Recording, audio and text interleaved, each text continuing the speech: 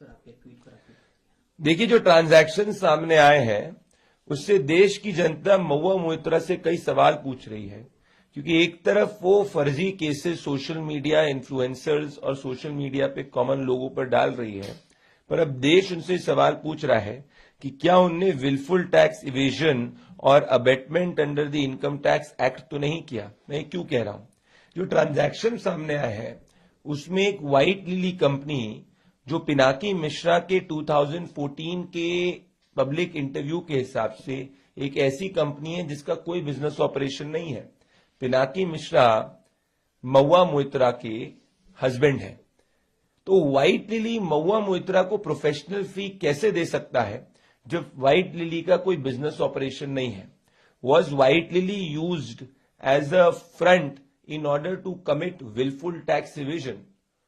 Was White Lily used as a alleged shell company to create or lead into tax fraud? तीसरा, पिनाकी मिश्रा और Mahua Moitra are husband and wife. How can Pinaki Mishra transfer money to Mehua Moitra as professional fee? Is this not a violation of Section 276 of the Income Tax Act?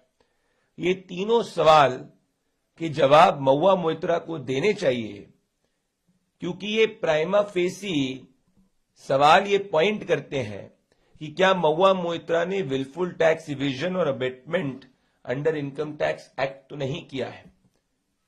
इसकी जांच जरूर होनी चाहिए, और महुआ मोइत्रा जो सब पे फर्जी और फेक आरोप लगाती है उनको ये जवाब देना चाहिए कि ये ट्रांसफर पिनाकी मिश्रा के अकाउंट से उनके अकाउंट में प्रोफेशनल फी कैसे हुआ।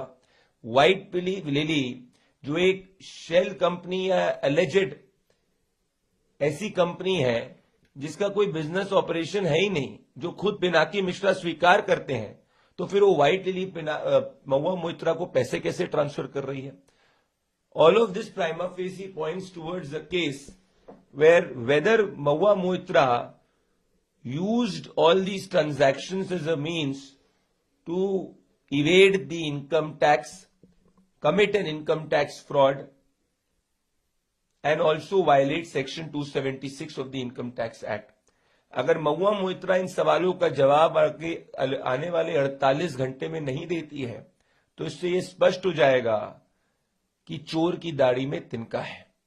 ये सवाल हमारे नहीं, ये सवाल देश की जनता के हैं, और ये सवाल हर वो व्यक्ति पूछ रहा है जो एक ऑनेस्ट टैक्स